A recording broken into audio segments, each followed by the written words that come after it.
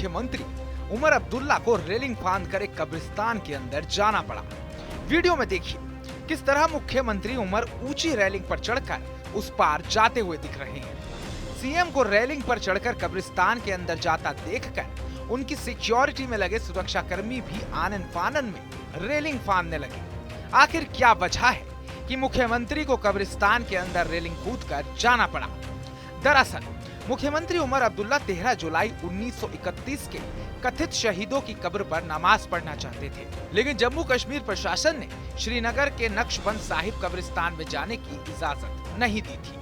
मुख्यमंत्री उमर का कहना है कि उन्होंने प्रशासन की बात मानी और 13 जुलाई को कब्रिस्तान में नहीं गए, लेकिन ये नहीं हो सकता कि उन्हें शहीदों वाले कब्रिस्तान में फतिहा पढ़ने से रोका जाए, इसलिए वो 14 जुलाई की सुबह रेलिंग फांद कर अंदर पहुंच गए।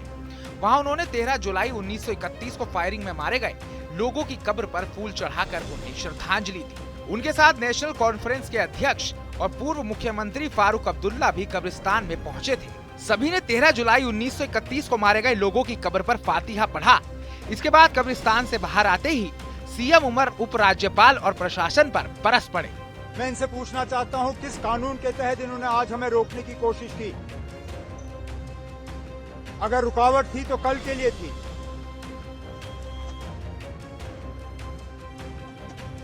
कहने के लिए तो ये कहते हैं ये आजाद मुल्क है, लेकिन बीच बीच में ये लोग समझते हैं हम उनके गुलाम हैं।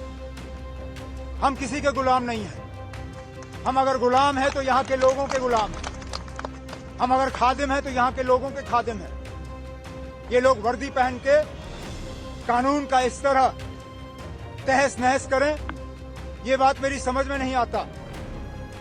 लेकिन हमने इनकी कोशिशों को नाकामयाब किया। इन्होंने हमें पकड़ने की कोशिश की, हमारे झंडे को फाड़ने की कोशिश की, लेकिन इनकी तमाम कोशिशें आज नाकामयाब रहीं।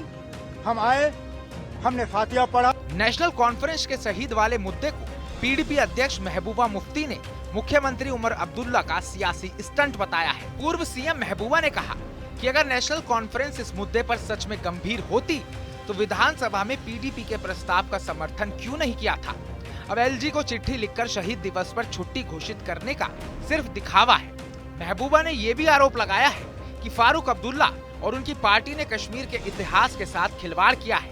इसके अलावा किश्तवाड़ से बीजेपी विधायक शगुन परिहर ने भी उमर सरकार पर हमला बोला है। उन्होंने कहा है कि जो लोग 13 जुलाई 1931 को फायरिंग में मारे गए थे वो कोई देशभक्त नहीं थे। ये उसी मानसिकता वाले लोग थे जिनकी वजह से कश्मीरी पंडितों को पलायन करना पड़ा। देखिए, योम-ए-शुहदा को ये जो मना रहे हैं, मुझे लगता है अगर हमारे जम्मू कश्मीर के नेता जम्मू कश्मीर पे ध्यान दें, यहाँ की डेवलपमेंट पे ध्यान दें तो वो ज़्यादा बेहतर है। ये क्या योम-ए-शुहदा की डिमांड कर रहे हैं?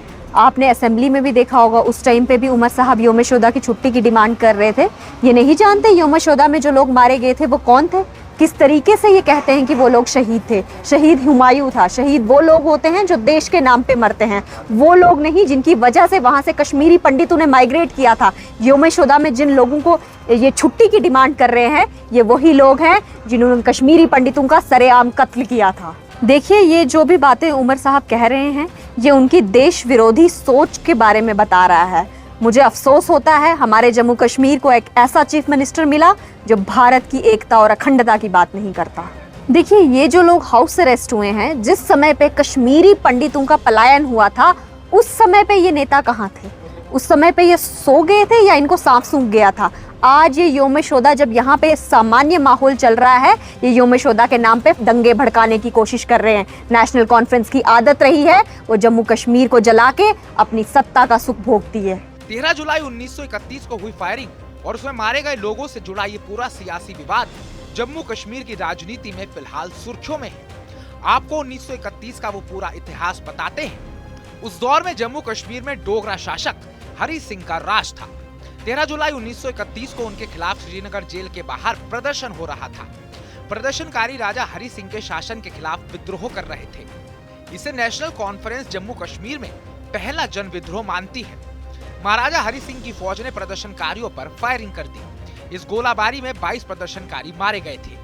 नेशनल कॉन्फ्रेंस और जम्मू कश्मीर के बाकी दलों ने लंबे समय तक 13 जुलाई को शहीदी दिवस के रूप में मनाया, लेकिन धारा 370 हटने के बाद जनवरी 2020 में केंद्र शासित जम्मू कश्मीर के आधिकारिक अवकाश लिस्ट में से 13 जुलाई और 5 दिसंबर दोनों छुट्टियां हटा दी गईं।